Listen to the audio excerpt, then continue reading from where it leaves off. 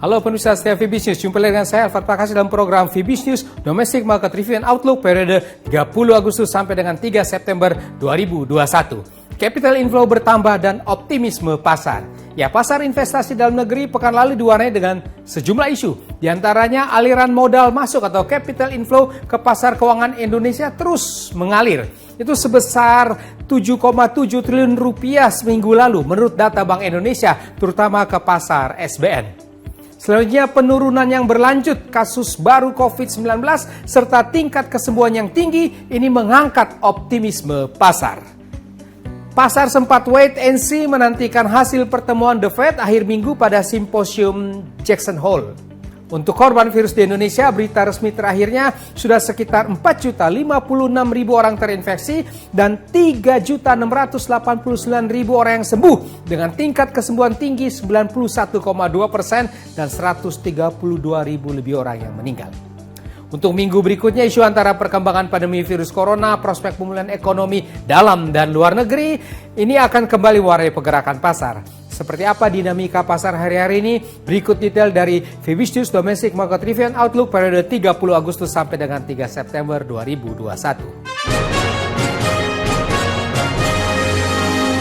Ya, kita mulai dengan pasar modal Indonesia. Indeks harga saham gabungan pekan lalu menguat, rebound agak terbatas 0,18% ke level 6.041. Ini bangkit atau rebound dalam pasar yang agak sideways dan mencari arah menjelang pertemuan Federal Reserve akhir pekan.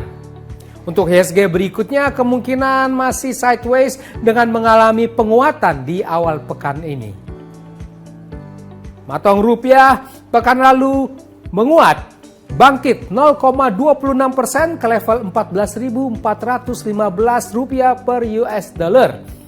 Rebound dari posisi 3 minggu terendahnya di tengah koreksi mata uang dolar dan bertambahnya aliran capital inflow ke pasar SBN. Sementara itu dolar global terpantau balik terkoreksi. Untuk minggu depan kemungkinan rupiah ini akan menguat lagi. Harga obligasi rupiah pemerintah Indonesia jangka panjang 10 tahun terpantau naik secara mingguannya. Ini terlihat dari pergerakan turun yields obligasi pemerintah dan berakhir ke level 6,166% pada akhir pekan. Ini juga terjadi di tengah berlanjutnya aksi beli investor asing di pasar SBN.